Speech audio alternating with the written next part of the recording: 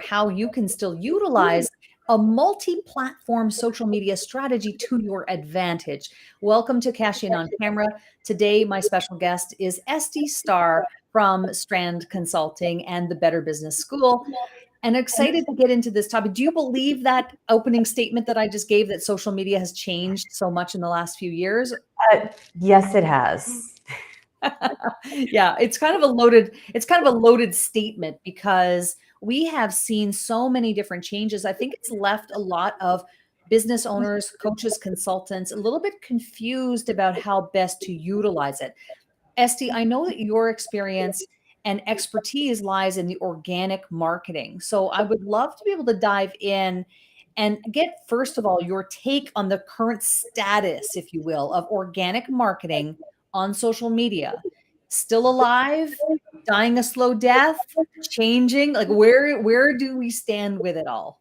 It's very much alive. I think that the biggest change we see is in the pressure and in the glut of people on it. And then everyone tries to just mimic what they see, but by the time you're mimicking it, it's old.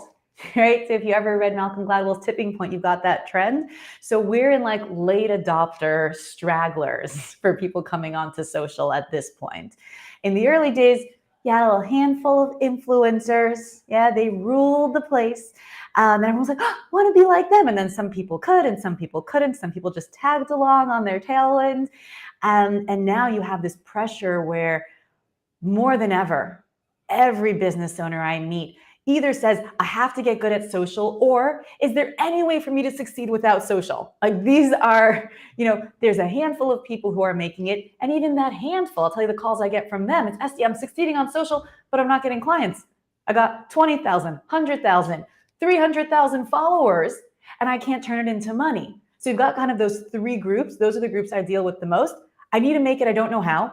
I don't want to make it. Can I do something else? And I'm making it, but where's my money? Well, which leads to an interesting conversation around what is success on social media. Now, as far as I'm concerned, if you are a business owner, it really comes down to more on the client side.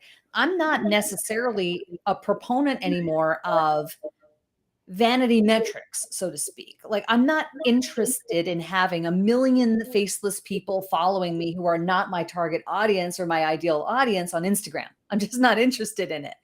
Right. So I wonder what your thought is about that. Is that your definition of success for businesses, small businesses that you work with? So I want to say success is always subjective because it always depends on your goal.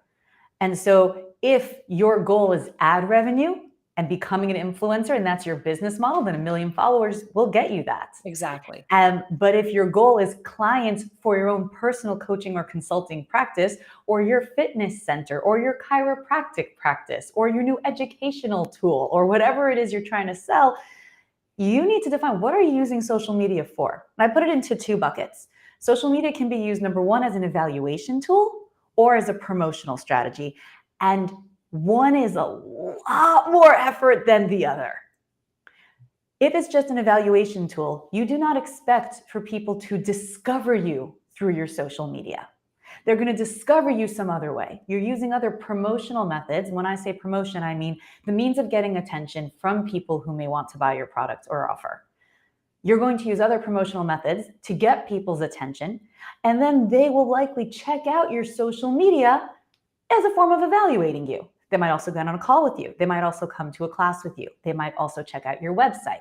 They will look into you in a number of different ways. Social media is just one tool. To set up your social media in that way, pretty simple. Get all your platforms set up. Get your profile updated. Again, profile photos differ across platforms. LinkedIn, more professional. AI is doing a great job on those right now. Yeah, no doubt. But oh my, people are gorgeous. My gosh, not human, but absolutely stunning. Instagram is more fun. Facebook is more intimate in terms of a like homey, here's my family and my pet dog kind of way. Every platform has its different thing. TikTok is a little more wild, a little more slumber party. Every social media platform is a party. Your website, that's your story, your house, people come to you. Social media, you're at a party. These parties are going 24/7 and they've all got their own vibe. So you got to join that vibe. So you have a profile set up. It's good. You've got some basic content on your page. And again, every platform has a different type of page. At LinkedIn, you've got your whole resume page, and your feed is like one little section of your page. Instagram, you got one line about you, if you're even put that in, and then it's all pictures and videos. Every platform, Facebook, it's the scroll. Everything looks different. You set up your page, and it's there for people to check you out and evaluate you. That's what they're going to come for. And then it really depends what you do. Are you a designer? Are you posting work? Are you a healer? Are you posting testimonial stories, tips, advice, guidance to position yourself as an expert? What's your goal here? How are people going to evaluate you on social media as part of their evaluation process once you've gotten their attention to then convert into paying clients and customers? And then we use the tool in a specific way. So Esty, I just want to stop there because I love what you're saying here. I do understand this idea of evaluation. People are going to check you out after you have garnered their attention and they're coming back to check you out. So am I hearing you say that the best strategy, multi-platform social media strategy, is not to necessarily use it as the means to get the attention so much as it is about the positioning yourself as a preeminent authority once they have you've gotten their attention and they're checking you out? So there's no one better than the other. This is an option depending on your full path. Yeah, I've been doing this for 15 years. I've clocked 12,500 hours of one-on-one business coaching in the last 15 years. And I have built hundreds of custom business and marketing strategies for my clients to get them to their stable 5, 6, and 7 figures profit. And I have never built the same strategy twice. There is no cookie cutter on my planet. Yeah. And so I cannot tell you if this is better or worse for you. I can tell you if you don't like social media, you don't take to it naturally, you don't have the funds to hire a full-time social media management company, this is probably better for you, right? Because this is baseline. This is something everyone should have at some level on at least 1 or 2 platforms. So you have basic web presence and basic positioning as an expert authority. That's just basic. This is foundational. One of the things that I have found to be a challenge when I'm working with people is this foundational piece that you're talking about, which is the who you are, what you do, who you do it for.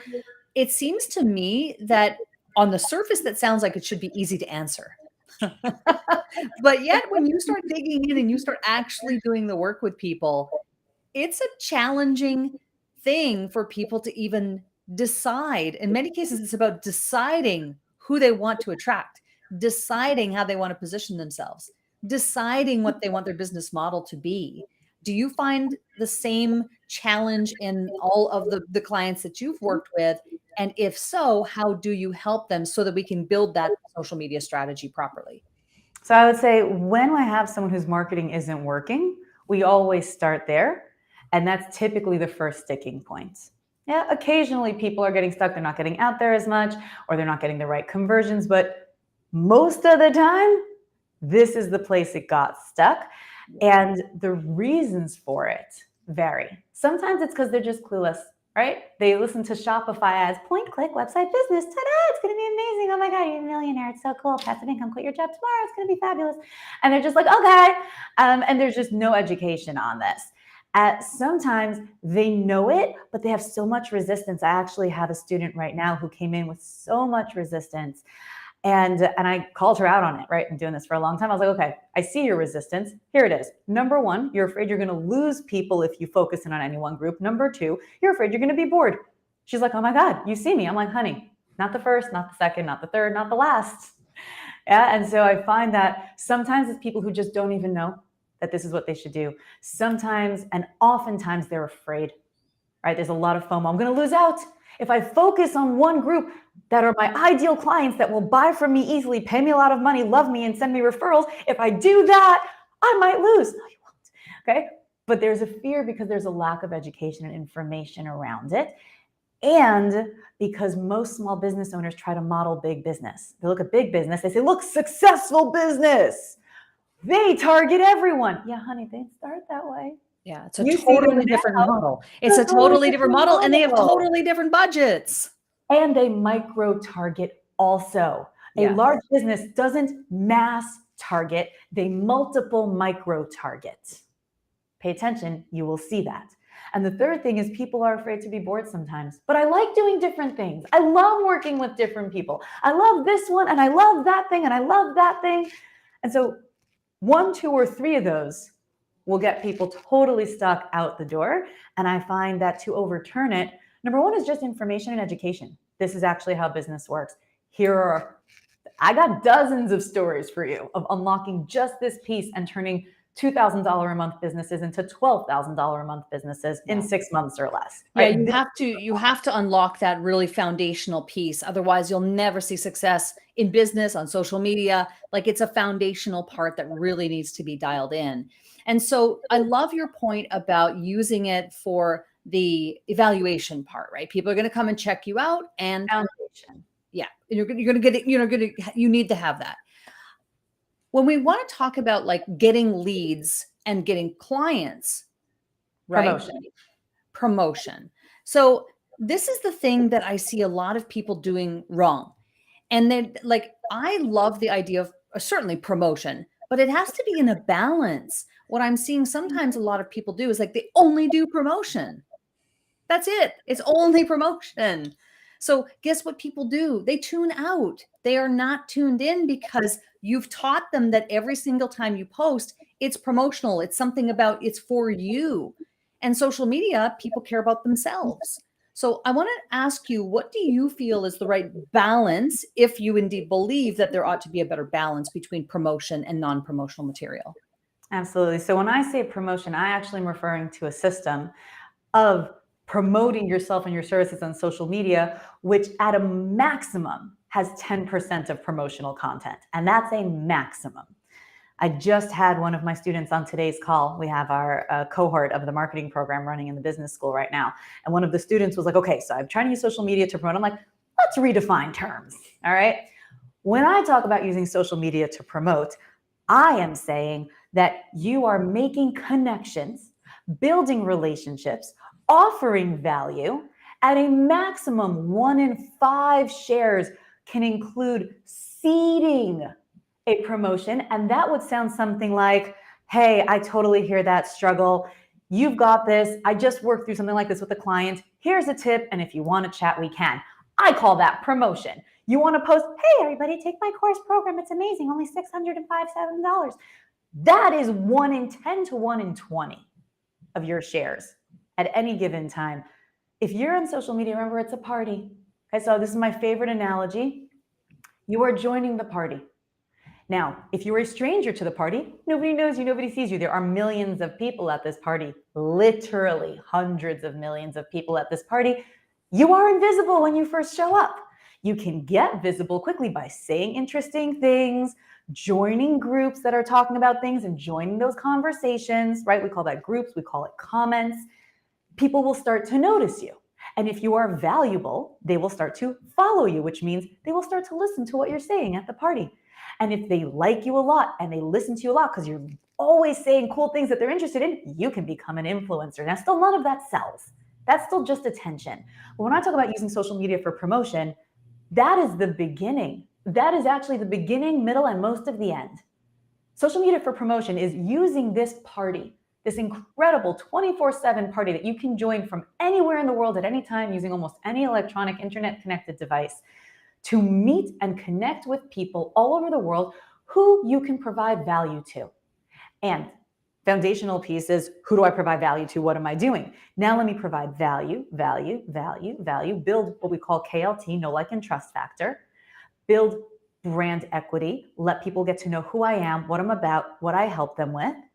And then when someone has a problem, I can offer help. And once in a while, not once a day, I can be like, hey, everybody, I got a cool. And this is why when people try to copy other people's social media, they're like, oh my God, my competitor does this. It's great.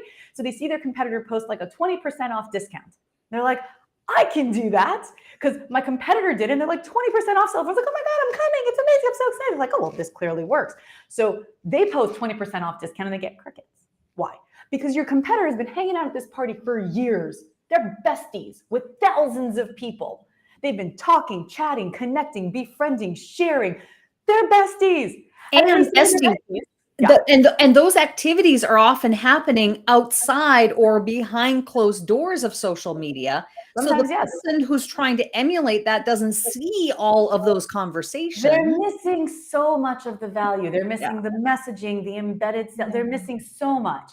But even just on the surface, they're missing the fact that this person is talking to their besties. You're talking to strangers. So this person says to their besties, they're like, hey, everybody, I got a 20% off sale. And their besties are like, yay, I'm so excited, I'm coming. You come in, you're like, hey, strangers, I got a 20% off sale too. Everyone's like, well, who are you? Why are you here? You're weird. Yeah. You said the same thing, but you don't have the same level of connection. Yeah. And I think when I led you into that question, I was thinking more about overt, I would call it like overt promotion, meaning Overt the, promotion's the obnoxious. hey, That's what I'm paid ads selling are. this and buy my thing and discounts and all that kind of thing. That's what Obnoxious. I meant by promotion. To your point, those activities of connection, providing value, etc. I'm totally on board with that. I am That is, absolutely. to me, that is promotion on That is social media. promotion. Okay. The Got other it. thing is paid ads. Yeah. And paid ads are an inherent interruption. You are busy. You're busy looking at your old friend from high school's new shoes and this one's vacation and that cute little baby panda eating a stick, and you're busy. And then the ad comes in, it's like, hey, cool thing. Now that ad better be really good to interrupt your little emotional veg that's happening here while you're scrolling. If you are organically trying to do promotion, you better have a lot of social clout to pull people out of what they're in the middle of to try to sell them a thing. And then you better be like grab and go. So I want to ask you, and we're running short on time here, but I want to ask you about, since we're talking about a multi-platform social media strategy, we've really explained about promotion versus the effect of people checking you out. But what platforms or how many platforms ought a small business or an entrepreneur really be focused on at any given time? Because multi-platform would imply potentially all of them. But is that what you subscribe to or teach, or do you suggest a smaller number or specific platforms? So I would say the same way when people are like, what influencers should I use? What celebrities should I connect with? I say, your celebrities are the people that your audience celebrates. And so your social media platforms of choice should be the ones that your audience uses, right? If you're trying to sell to Gen Alpha, which you shouldn't, they don't have money yet, okay? But even Gen Z, you're not on Facebook. They're not on Facebook. They don't care. And if you are trying to sell to the 40, 50 plus market, you got a couple on TikTok, but that's not where the majority, they're on Facebook and on Instagram. Be at a minimum on the platforms where your audience is, even for evaluation, because that's where they're going to go check you out. People go to their home base. People who live on Instagram, when they're checking you out, they check out Instagram. And if you're not there, you're not one of them. Be where they are. So when you're setting up your baseline is where's your audience. And if they're not on social, guess what? Doesn't matter that much, actually. Genuinely doesn't. Yeah. I have people targeting septuagenarians, people 70 plus. Social media is really not your biggest strategy. Print, mail, Direct mail. Yeah, exactly. in person. It's a great point, because I think that we assume that, we're trying to grow a business or whatever, and it's like I have to be on social. But what you have to think about, what is your business model? Like, who is it that you're trying to attract, and what are their behaviors? Where are they hanging out? Just because you think it's social media might not be, and you explore that and you find out, to your point, if it's certain people over a certain age, they might not even be on social media at all. They might not even have phones at this stage, right? So you have to kind of know that. Esty, I'd love for you to share about you have a challenge, and I want to show it on the screen and have you tell us a little bit about this challenge that you do. Sure. It is a 3-day marketing success challenge, because I've been doing this for a long time, got a lot of information, and I want you to have marketing success. I really believe that everyone who wants to can and should be able to create their own salary. And so many people get stuck on marketing. So we created this 3-day marketing success challenge. It's not expensive, but it is temporarily available for free. And you go to estistar.com/free gift. You have to spell my name right. ESTIESTARR.com/free gift. You can get free access for a limited time to the marketing success challenge and get the clarity and confidence to market yourself successfully. So we talk about some of the things we talked about today, including social media, and a couple more steps to take to set up your multi-platform social media strategy. I talk about your brand, how you focus your people, how you refine your messaging with a really great shortcut that I picked up a couple of years ago, and some other cool stuff. I highly recommend. I love it. Thank you so much for being on the show today. This has been enlightening to hear someone else's perspective and somebody who's really boots on the ground and doing this for so many years as you have, about what you think, where you think social media is today. It is not dead. It is alive and well, but you do need to have a proper strategy on how you're actually going to execute whatever it is your goal is. And that might require you doing some internal work or working with a coach to help you uncover what those things are. So I love that. I think that social media, I mean, we cannot deny attention. There is attention on social media. Therefore, we can utilize it. Yeah. Go where the eyeballs are. Go where the eyeballs are. Get in front of them in a way that works for your goals. Esty, this has been a pleasure. Thank you for being on the show today. We really appreciate you, and I look forward to connecting with you again soon.